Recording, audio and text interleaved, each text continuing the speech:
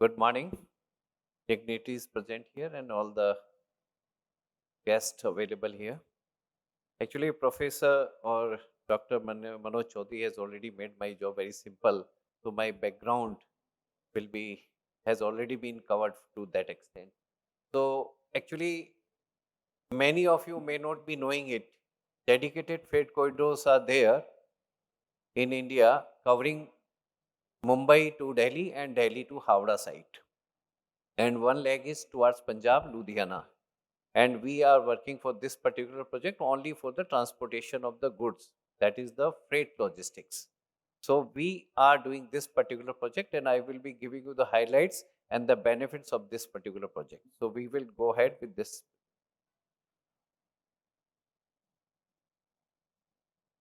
Honorable Prime Minister has already in his speeches has very clearly said that this is going to be a game changer for 21st century of the India. And why we need the DFCs? What Professor has already covered that we have to be a developed nation by 2047. And our logistic industry, which is a 10 lakh crore industry, the developed nation need to have a full infrastructure for the transportation. And for that, we needed sustainable transportation system. And we all know the railway is the most enviro-friendly and energy efficient and low cost transportation so far as land transportation is concerned. All the developed nations, China, US, Russia to that extent and other countries, they have got a very plenty or sufficient rail model share in the range of 45-50% or so. But in India, the railway share, which used to be around 80 to 90% at the time of independence, it has come down to 26%. For a developed nation, it is very clear. In our country right now, we are developing at the GDP growth rate of 6 to 8%.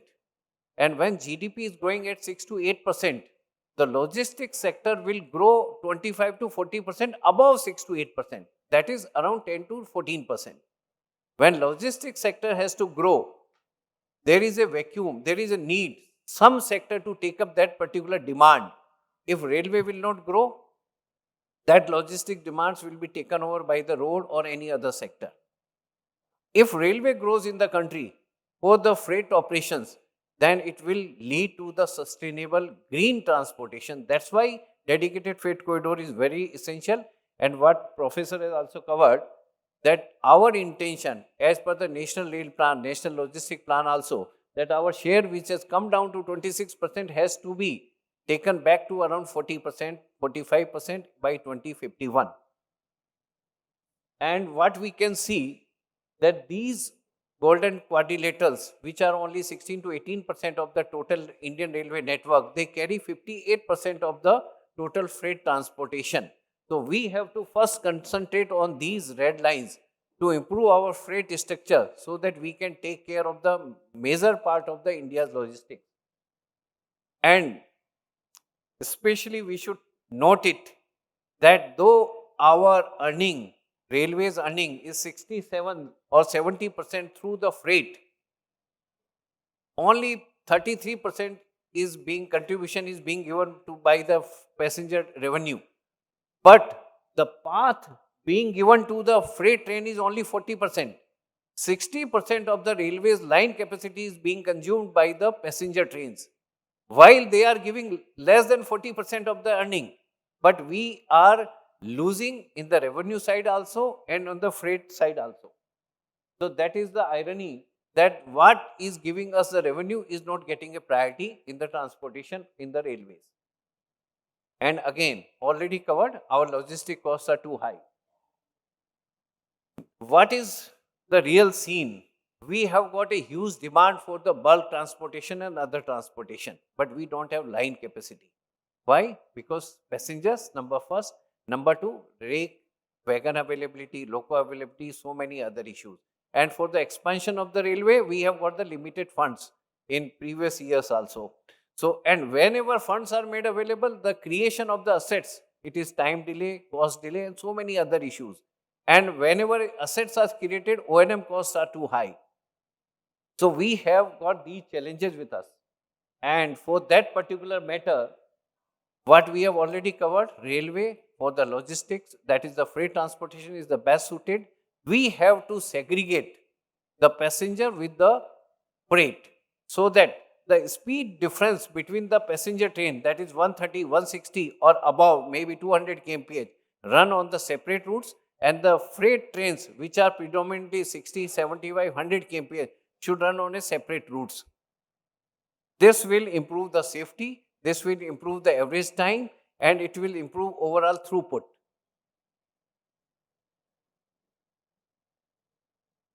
And in case of the DFC, this we have already seen that wherever the DFC has become commissioned, already the freight speed had doubled and it is now going to become 3 times or even better.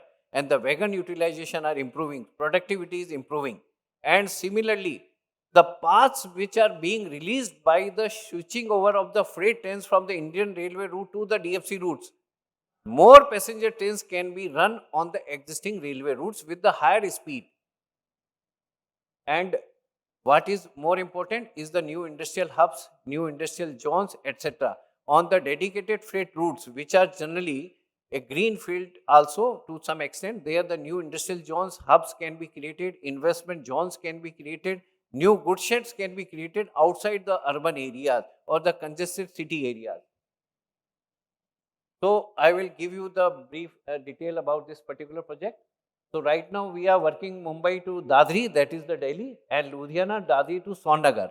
This is the phase 1 where we are working for 2,843 kilometers. And on the political map, you can see the blue line is the western dedicated freight corridor and the red line is the eastern dedicated freight corridor passing through the 9 states and 72 districts. For this particular project, we required 11,000 hectares of the land, which is equivalent to 22,000 football grounds to use land acquisition. We required 25 crores cubic meter of the earthwork.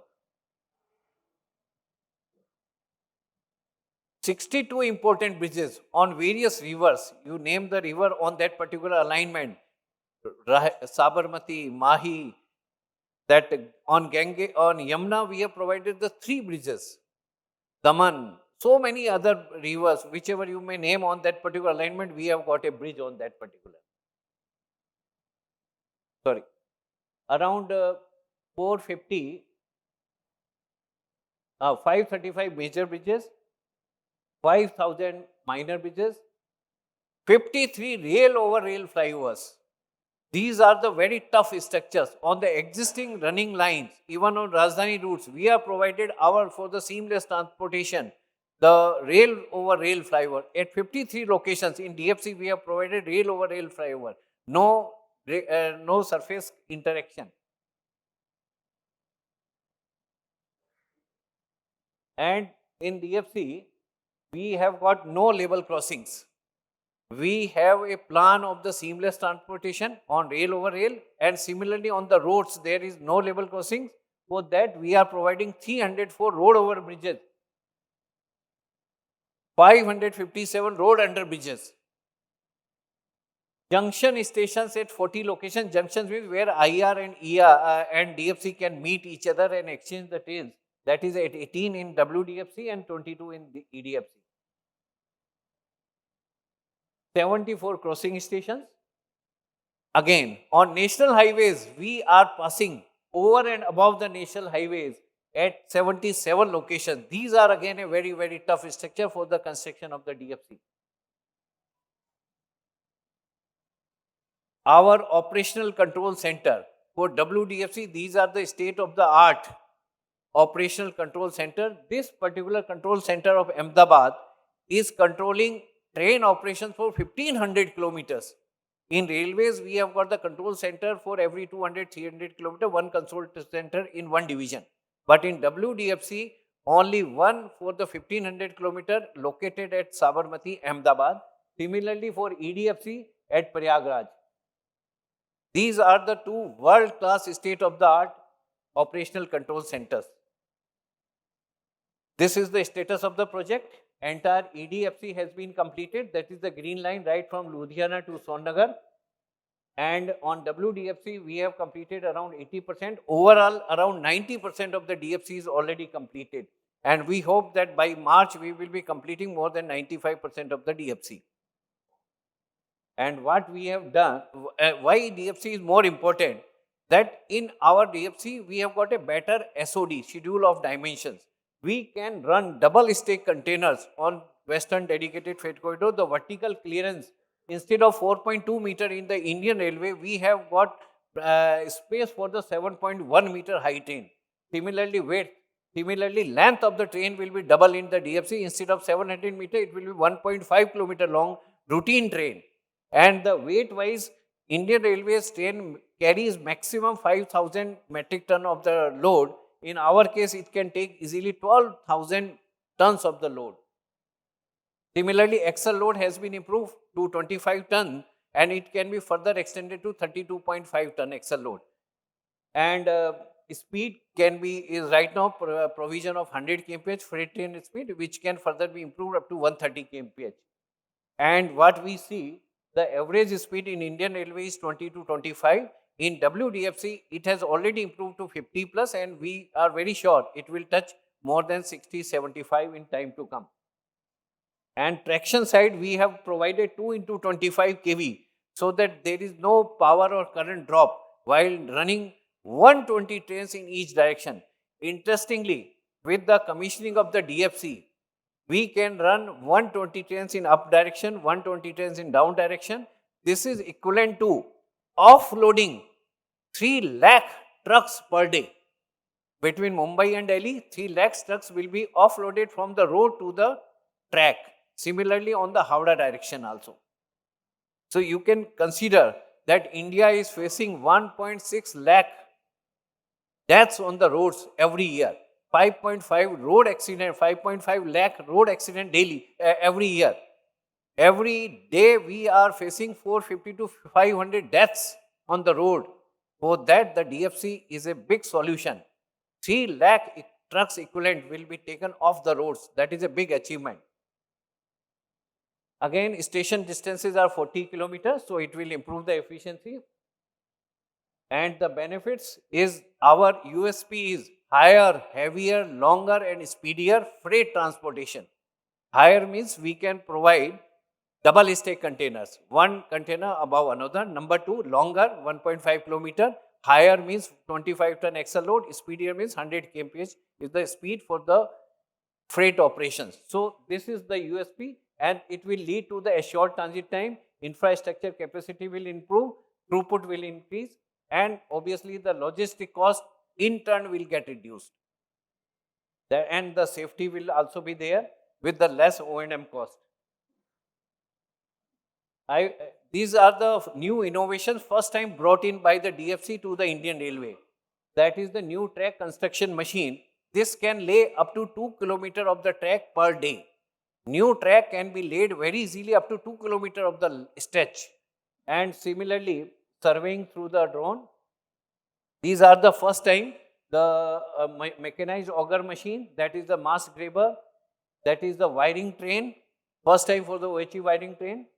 These are the GSMR communication with the automatic signaling. This is our dashboard for the monitoring of the project. For that is very helpful for monitoring 1.25 lakh crore infra project very easily. All things are available. And this is again a major innovative application developed by the dedicated freight corridor. You will appreciate if you are given direct exposure to this particular. This application gives us the entire train operation details even in our mobiles. And the customer will be the end user of this particular application. I will show if it is. Anyway, this in railways we have got a daily morning position. What was the delays, who were the trains, what were the reasons of the failure, this and that. And in the morning we then discuss with each and every officer. Now all these details are available on real-time basis through this application. We can monitor each and every train where it is, how many interchanges, and this on the dashboard we will find where is the real time basis the train is. These are our train position between the different block sections. And when we click this particular train, we will find each and every detail. Who is the driver, who is the guard, what is the contents, how many wagons, how many empty days loaded from which place, technical details, BPC details, brake power details, everything is available on the real time basis. So this is a very big innovation done by the DFC for the train operation. Mr. Satyakumar will also appreciate this one, and it has been got connected through the voice, and so many other things. Now we are working for this another innovation, that is the machine vision for the rolling stock inspection system. This we are developing with the help of the Indian Institute of the Sciences. We have also provided HABDs, that is the hot axle box detector, for the any of the fault in the running wagons. Anyway, the impact of the DFC. Now wherever DFC has been provided, we are running daily trains. Yesterday also we ran about 250 trains on the DFC. On EDFC, we are running around 75 trains on upline, 75 trains on the downline. And out of that 75 trains on the upline, 80% are the coal loaded trains. So coal is being transported very reliably, predictably. And similarly on the empty rakes are being taken care of through the downline. On the western corridor, we are running 45 trains on up and down. Each are carrying the export-import. You will wonder to note that Pipavav of Kandla port, that Adani port of the Gujarat, all have been immensely benefited. Their connecting time to the hinterland of the India has reduced by 24 hours. Reduction by 24 hours got a big meaning. Similarly, in the coal transportation, we have reduced the time by 30 to 40%. So these are the trains which we are already running with the commissioning of the 90% of the DFC. So transit time for the coal mines to the power plants reduced from 35 hours to 20 hours in the eastern, and 24 hours time is saved on the western corridor for the Gujarat ports. This is a big achievement by the DFC to the nation. These are the ports which have got benefited right now. And we are working on the 3 platforms that each station is being developed into the Gati Shakti terminal. We are participating with the trades and the logistic companies to take over our stations and jointly work for the improvement of that particular goods shed. Similarly, we are working for the multimodal logistic park at 3 locations, and we have already fixed up around 5 locations private freight terminal connecting to the DFC. This will bring a total investment maybe around 2,000 crore in time to come. This is also a new innovation, though being done by the Konkan Railway also. Here, the milk tank wagons are being brought daily from Palanpur near Ahmedabad to the Rewari area, that is NCR. And earlier the time for these trucks movement were around 30 hours. Now these are being brought in 12 hours or less than that one. So the transportation of milk to NCR has become easier and smoother. Interestingly, these are the refrigerated tankers where the cost of the refrigeration got reduced by 24 hours. So it is a reduction in the logistic cost indirectly also.